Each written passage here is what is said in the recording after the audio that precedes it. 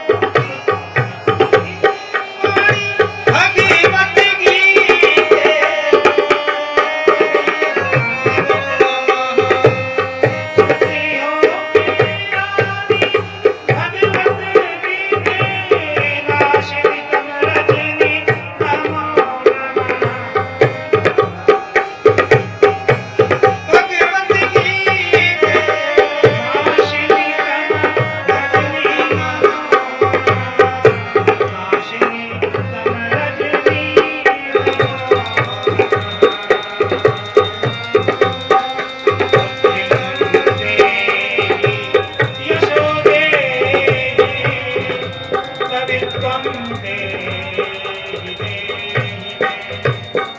मूढत्वं च हरे देवी त्राहि मां शरणागता सर्वे भवन्तु सुखिनः सर्वे सन्तु निरामयाः सर्वे भद्राणि पश्यन्तु मा कश्चित् दुःखभाग् भवेत्।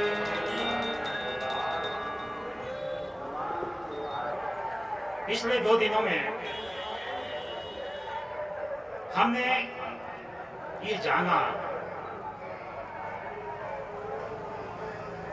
कि परमेश्वर ने, भगवान श्री कृष्ण ने इस सृष्टि का निर्माण किस प्रकार किया, किन तत्वों के माध्यम से किया और इस समूची सृष्टि का उद्देश्य क्या है और भगवान कृष्ण को तत्वतः जानने का माध्यम क्या है। इन सभी विषयों पर हमने पिछले 2 दिनों में चर्चा की। आज हम गीता के 9वें अध्याय में जो परम गूढ़ ज्ञान के नाम से जाना जाता है उसके बारे में आज चर्चा करेंगे। इस परम गूढ़ ज्ञान से तात्पर्य कि हम वास्तव में तत्वतः भगवान को कैसे जानें और आत्मा किस प्रकार ईश्वर के प्रेम से पल्लवित हो। हमारे शरीर में ईश्वर प्रेम, कृष्ण प्रेम किस तरह से पल्लवित हो, यह ज्ञान आज हम प्राप्त करेंगे। भगवान श्री कृष्ण अर्जुन से कहते हैं कि हे अर्जुन, ये समस्त सृष्टि जो मैंने निर्मित किया है वो मुझसे ही प्रसारित है और अंततः मुझ में लीन होती है और ये क्रम चलता रहता है। वास्तव में इस प्रकृति में, इस पूरे ब्रह्मांड में मेरे अतिरिक्त कुछ भी नहीं है। ये सब कुछ मेरा है और मेरे अतिरिक्त कुछ भी नहीं। भगवान श्री कृष्ण कहते हैं सर्वभूतानि कौन्तेय प्रकृतिं यान्ति मामिकाम् कल्पक्षये पुनस्तानि कल्पादौ विसृजाम्यहम्।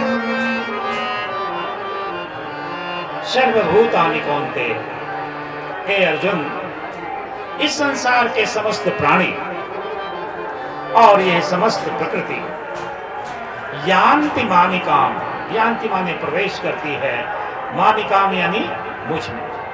ये सारी प्रकृति, ये सारी जीवात्माएं मुझ में प्रवेश करती हैं और कल्पक्षय पुनस्तानि कल्पादौ विसृजाम्यहम्। जब सृष्टि की शुरुआत होती है तो मैं इनका सृजन कर देता हूँ और सृष्टि के अंत में ये सब मुझ में लीन हो जाता है। मैं वो परम बिंदु हूँ जिससे सब कुछ प्रसारित होता है और मैं वही परम बिंदु हूँ जिसमें सब कुछ समाहित होता है। भगवान श्री कृष्ण कहते हैं इस परम बिंदु को आप या तो मुझे मेरा मनुष्य रूप जानो, जिसमें मैं मनुष्य रूप में श्री कृष्ण के रूप में मेरे धाम में रहता हूं, या इसको परम बिंदु को। जो निर्गुण भक्ति शाखा के लोग हैं वो ईश्वर को निराकार मानते हैं, उनके लिए मैं परम बिंदु हूं, और जो सगुण भक्ति शाखा के लोग हैं उन्हीं के लिए मैं महाविष्णु हूं। वैज्ञानिक भी आज परम बिंदु, गॉड पार्टिकल कह करके ईश्वर के अस्तित्व को मानने लगे। आगे कहते हैं भगवान, मय्याध्यक्षेण प्रकृति सूयते सचराचरम् हेतुनानेन कौन्तेय जगत् परिवर्तते। मैं अध्यक्ष प्रकृति, मेरी अध्यक्षता में ये प्रकृति चल रही है।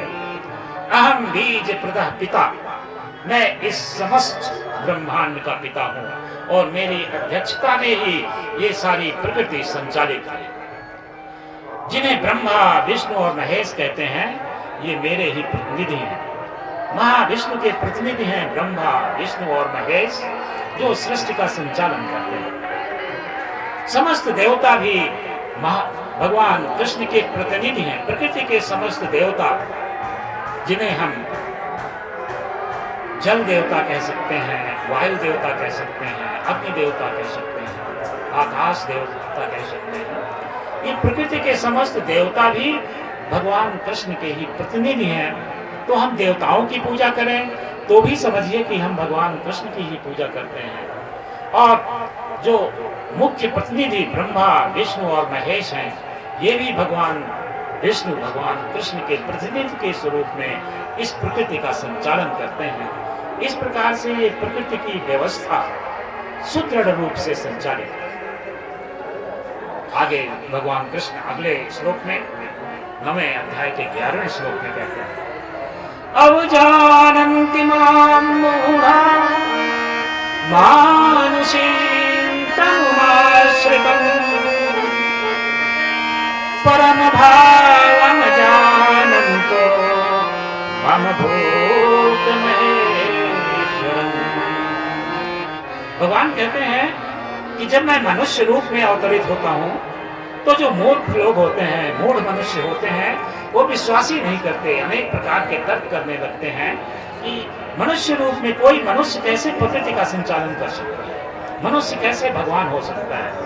तो मूढ़ लोग ऐसा सोचते हैं, लेकिन मेरा वास्तविक स्वरूप जो है वो मनुष्य का ही है। मैं अपने वास्तविक स्वरूप में कृष्ण के रूप में ही अपने धाम में निवास करता हूँ, लेकिन इस रहस्य को मूर्ख मनुष्य मेरे मनुष्य रूप को स्वीकार नहीं करते हैं।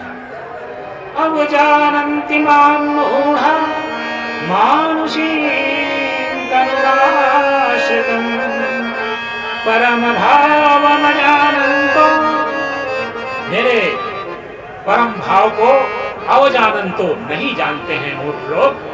मम भूत महेश्वर, कि मैं ही इस संपूर्ण ब्रह्मांड का स्वामी हूं, ये उनकी समझ में नहीं आता। और जिनकी समझ में आ जाता है, जो श्री कृष्ण की भक्ति में इतने इस तरह से माने श्री कृष्ण के भक्त में समाये हुए हैं, वो ही केवल ये जान सकते हैं कि मनुष्य रूप में श्री कृष्ण भगवान महाविष्णु ही हैं और वही मुझ पर विश्वास कर पाते हैं। और मैं उनकी समस्त चिंताओं को दूर करता हूँ, उनकी समस्त आवश्यकताओं की पूर्ति करता हूँ। अनन्याश्चिन्तयन्तो मां ये जनाः पर्युपासते, अनन्यास चिन्तयन्तो मां, किसी अन्य को नहीं बल्कि मुझे ही, किसी अन्य को नहीं, अनन्यास चिन्तयन्तो मां, सबका सहारा छोड़ करके केवल मेरा सहारा लेते हैं। अनन्यास चिन्तयन्तो मां ये जनाः पर्युपासते, ऐसे व्यक्ति जो मेरी पूजा करते हैं, सभी का आश्रय छोड़कर केवल मेरे आश्रय में ही जीते हैं कि हे कृष्ण आप ही सब कुछ हैं, मेरे लिए आपके अलावा इस सृष्टि में कुछ भी नहीं है। जब इस विश्वास के साथ लोग जीते हैं, इस विश्वास के साथ मुझे पूजते हैं, मेरा पूजन करते हैं, तेषां नित्यभियुक्तानां योगक्षेमं वहाम्यहम्, तो ऐसे भक्तों की मैं पूरी तरह से नीड एंड सिक्योरिटी की जिम्मेदारी लेता हूँ। योग क्षेमम, योग मीन्स हमारी आवश्यकताएं, क्षेम हमारी सिक्योरिटी या सुरक्षा, हमारी आवश्यकताओं और हमारी सुरक्षा की जिम्मेदारी फिर भगवान अपने हाथ में ले लेते हैं और अंत में अपने परम धाम में ऐसे भक्तों को शरण देते हैं। अनन्याश्चिन्तयन्तो मां ये जनाः पर्युपासते तेषां नित्यभियुक्तानां योगक्षेमं वहाम्यहम्। अब इस प्रकार की भक्ति जब हम अपनी पूरी नीड एंड सिक्योरिटी, अपनी सुरक्षा और अपनी आवश्यकता भगवान पर डाल देते हैं और भगवान ही इन दोनों आवश्यकताओं की पूर्ति करते हैं, ऐसी भक्ति निष्काम भक्ति कहलाती है। ऐसी निष्काम भक्ति जहां पर ये कोई प्रयोजन की भक्ति नहीं होती। हम इस आशय से भगवान की पूजा नहीं करते कि हमारे दुख दूर हों, हमें ये मिल जाए, हमें वो मिल जाए, हमारी प्रतिष्ठा बढ़े, हमारा यश बढ़े। इन सब चीजों, इन सब उद्देश्यों से हट करके जब हम भगवान कृष्ण की पूजा करते हैं तब ये स्थिति आ पाती है, परम प्रेम की स्थिति तभी आ पाती है। ऐसी भक्ति के उदाहरण हैं रामचरितमानस में। 2 उदाहरण हम देखते हैं। एक नारद जी की कथा आती है रामचरितमानस में और एक शबरी की भी कथा आती है, और तीसरी हम हनुमान जी का एक उदाहरण लेते हैं और इन तीनों की भक्ति की थोड़ी विवेचना कर लेते हैं। नारद जी भगवान विष्णु के परम भक्त, भगवान का सानिध्य प्राप्त है उन्हें, भगवान के सानिध्य में आ सकते हैं। विष्णु लोक से कहीं भी इधर उधर भी जा सकते हैं, पृथ्वी लोक में भी आ सकते हैं, विष्णु लोक में भी जा सकते हैं, अन्य लोकों में भी जा सकते हैं।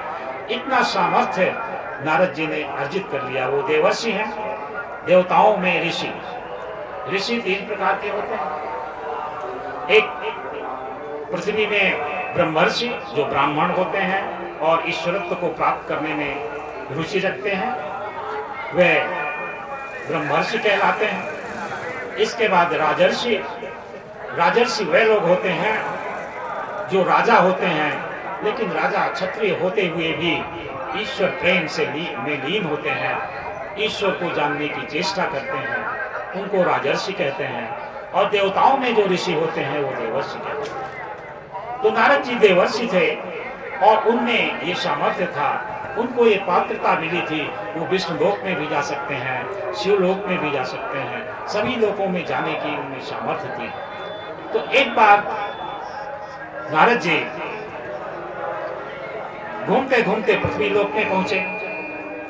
थोड़ा उनको अहंकार हो गया था कि मुझ में इतनी क्षमता है, मैंने इतनी क्षमता विकसित कर ली है कि मैं प्रभु के पास भी जा सकता हूँ, प्रभु के अलावा किसी भी लोक में कहीं भी मैं जा सकता हूँ, मैंने बहुत क्षमता अर्जित कर ली है। भगवान को पता चल गया कि नारद जी थोड़े से अहंकार से भरे हुए हैं, अहंकार हो रहा है। तो उन्होंने एक रचना की, पृथ्वी में ही एक बहुत सुंदर रचना की। एक ऐसा राज्य, मायावी राज्य ऐसा बना दिया जो देखने में बहुत ही अच्छा था, पूरी तरह से समृद्ध था। तो नारद जी जब पृथ्वी पर आए, उस राज्य को देखकर बहुत चकित हुए कि पृथ्वी में इतना सुंदर राज्य। देखे, राजा के पास गए, राजा शीलनिधि नाम रखा गया था उनका, और उनकी कन्या विश्वमोहिनी बहुत ही सुंदर कन्या थी। नारद जी ने उस कन्या का हाथ देखा और हाथ देख करके बड़े आश्चर्यचकित हुए कि इस कन्या के हाथ में तो एक ऐसा योग है कि इसका पति तीनों लोकों का स्वामी होगा। जिसका ये चयन करेगी अपने पति के रूप में, वो तीनों लोकों का स्वामी होगा। नारद जी ने सोचा, ये कन्या, मैंने शादी तो की नहीं है, ऋषि लोग भी शादी करते हैं, तो मैं भी क्यों शादी करूं और इसी कन्या का मैं वर्ण कर लूं, इसी कन्या का चयन कर लूं अपनी पत्नी के रूप में, जब इतने अच्छे इसके योग हैं। तो नारद जी के अंदर ये मोह उत्पन्न हुआ कि इतनी सुंदर कन्या के साथ मेरा ही विवाह हो जाए तो बहुत अच्छा है। तो उन्होंने सोचा ये कैसे संभव होगा, इसका तो स्वयंवर होगा, तो ये चयन कैसे करेगी मुझे। तो उन्होंने सोचा प्रभु के पास जाता हूं, विष्णु के पास, एक अच्छा स्वरूप विष्णु जैसा ही मुझे यदि मिल जाए तो ये कन्या मेरा वर्ण कर लेगी। भगवान के पास गए, भगवान विष्णु के पास, और अपनी इच्छा बताई, मैं ऐसा करना चाहता हूँ, मैं भी शादी करना चाहता हूँ, और एक ऐसी कन्या है जिसके बहुत अच्छे योग हैं। तो भगवान तो समझ रहे थे कि नारद जी को मोहग्रस्त हो चुके हैं, इतना ऊंचे पहुंच करके भी मोहग्रस्त हो गए। तो उन्होंने कहा ठीक है, जेहि विधि हो नाथ हित मोरा, करहु सुबेगे पास में तोरा। नारद जी ने कहा मेरा हित जिसमें हो वही करो। हे प्रभु आप वही करिए जिसमें मेरा हित हो, मेरी इच्छा की पूर्ति हो। भगवान ने भी कहा जेहि विधि होई परम हित, नारद सुनहु तुमार, सोई हम करब न आन कुछ, बचन हे नारद जी मैं वही करूंगा जो वास्तव में आपके लिए हितकारी हो, जो इस श्लोक में कहा गया है, अनन्याश्चिन्तयन्तो मां ये जनाः पर्युपासते, तेषां नित्यभियुक्तानां योगक्षेमं वहाम्यहम्। हे नारद मैं वही करूंगा जिससे तुम्हारा हित हो। तो भगवान ने तो वही किया जिससे नारद का हित हो, लेकिन नारद उनके इन वचनों को समझ नहीं सके। उन्होंने कहा मुझे हरि का रूप चाहिए, आपका रूप चाहिए। तो ठीक है, उन्होंने कहा आपको हरि का रूप मिलेगा। हरि माने बंदर भी होता है, तो उन्होंने बंदर का रूप नारद जी को दे दिया। अब भला तो इसी में नारद जी का था कि वो बंदर के रूप में वहां बैठे और उनका चयन वो कन्या ना करे, लेकिन नारद जी को तो यही था कि बस अब तो भगवान बोल दिए, अब मैं सबसे सुंदर व्यक्ति वहां पे रहूंगा और विष्णु मुनि वो कन्या मेरा चयन कर लेगी। गए वहां पर बैठे, स्वयंवर का दिन आया और सबसे फ्रंट में पहले पीछे बैठे थे, फिर अपनी कुर्सी उठा करके आगे बैठ गए। विष्णु मुनि कन्या माला लेकर के कई बार वहां से गुजरी, लेकिन नारद जी की ओर देखी तक नहीं, क्योंकि उनका चेहरा तो बंदर की तरह था। वो थोड़ा और नजदीक आने की कोशिश किए, अपनी चेयर को थोड़ा आगे बढ़ाया कि शायद ऐसी स्थिति नहीं, वो मेरे को देख नहीं पा रही होगी। लेकिन कन्या ने उसका वर्णन किया ही नहीं, क्योंकि वो तो वानर का मुख था उनका। और जाकर के, चूंकि भगवान विष्णु की ये माया थी, भगवान विष्णु भी वहां जाकर के एक कोने में बैठ गए और वहां पर उस कन्या ने भगवान विष्णु के गले में वरमाला डाल दी, भगवान का चयन कर लिया। अब नारद जी को बहुत गुस्सा आया, ऐसा कैसे हुआ? भगवान विष्णु ने अपना चेहरा भी दिया, लेकिन फिर भी मुझे ये उपलब्धि नहीं मिल सकी। बहुत गुस्से में आए, भगवान को उन्होंने श्राप तक दे दिया कि तुम्हारा भी यही हश्र होगा, जिस प्रकार से मैं इस कन्या का वर्ण न कर पाया, वैसे ही तुम पत्नी के वियोग में एक दिन दुखी होगे। ऐसा श्राप ग्रहण करते हुए भी भगवान ने नारद जी, जैसे ही नारद जी से इस स्थिति में मिले, तो नारद जी को जब उनका मोह भगवान ने दूर किया, तो नारद जी जब मोह उनका दूर हुआ, तब वो भगवान श्री विष्णु के चरणों को पकड़ लिए और बोले, हे प्रभु ये मुझे क्या हो गया था? निश्चित रूप से आपने जो ये श्लोक गीता में लिखा है, अनन्यास चिंतयन्तो माम ये जनाः पर्युपासते, तेषां नित्यभियुक्तानां योगक्षेमं वहाम्यहम्। चूंकि मेरी आवश्यकता पत्नी की नहीं, बल्कि मेरी आवश्यकता तो भक्ति की है, तो आपने मुझे सही रास्ता दिखाया, आपका बहुत बहुत धन्यवाद। तो ये नारद जी का प्रकरण है। नारद जी की भक्ति, नारद जी की निष्काम भक्ति थी, लेकिन फिर भी नारद जी को अहंकार आया, अहंकार आ गया, एक ऐसी स्थिति बनी कि अहंकार और मोह से ग्रसित हो गए। लेकिन दूसरी तरफ हम सबरी को देखते हैं, सबरी का प्रेम कैसे है भगवान के प्रति। वहां पर तो मोह और अहंकार का कोई प्रश्न ही नहीं उठता। सबरी के अंदर ईश्वर के प्रति इतने प्रेम का भाव पल्लवित हो रहा है कि वो तो उनको जो फल खिला रही है, उनको भी चख चख के दे रही है, उसमें ये सोच ही नहीं पा रही कि मैं इसको झूठा कर रही हूं, क्योंकि उसके अंदर प्रेम पल्लवित हो रहा है। इतना अधिक भगवान के प्रति प्रेम है कि वो इस चीज को समझ ही नहीं पा रही कि मैं ये झूठे वेद भगवान को दे रही हूं। वही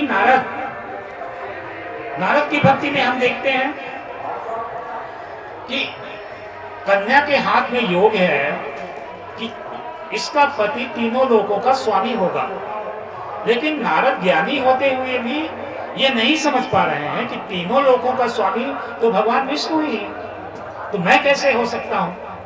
एक छोटी सी बात उनकी समझ में नहीं आई, मतलब एक मूर्ख व्यक्ति की तरह, माने जैसे कोई ज्ञान ही ना हो नारद में, ऐसी स्थिति बन गई।